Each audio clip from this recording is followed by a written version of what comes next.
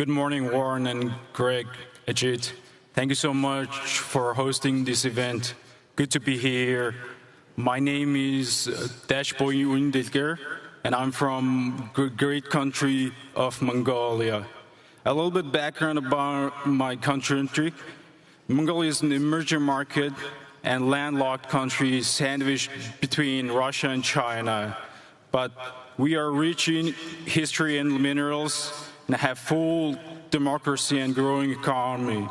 Last week, we hosted our second annual Mongolia Investor Conference in New York to attract investors like yourself.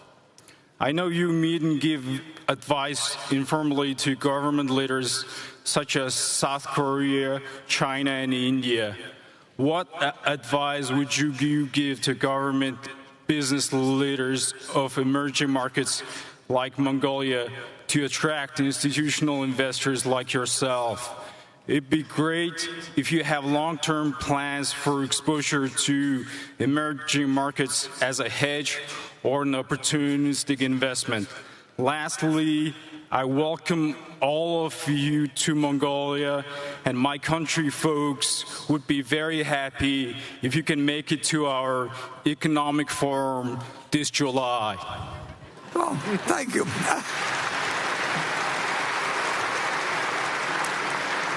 Yeah, I have trouble planning a trip to Council Bluffs, which is just a few miles from here, but it takes an optimist.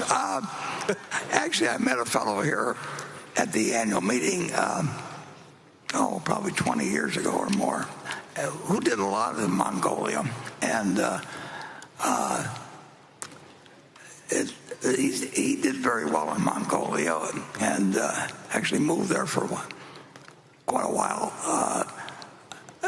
I would say that if you're looking for advice to give the government over there, it's to develop a reputation for having a solid currency over time. I mean, that we don't really want to go into any country where we think that there's a chance, a significant probability of runaway inflation. It's too hard to figure. Other people have figured out ways to make money in hyperinflationary situations, but that's not our game, and I don't think I'd play it well. So we wouldn't be. That would be a factor with us.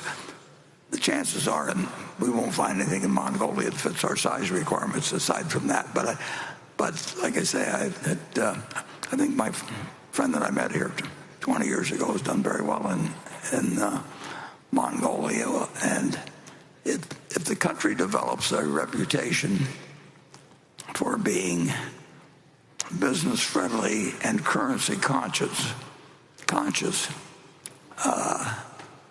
I think that bodes very well for the residents of that country, particularly if it has some other natural assets that it can build around. I don't know that much about the minerals there or anything of the sort, but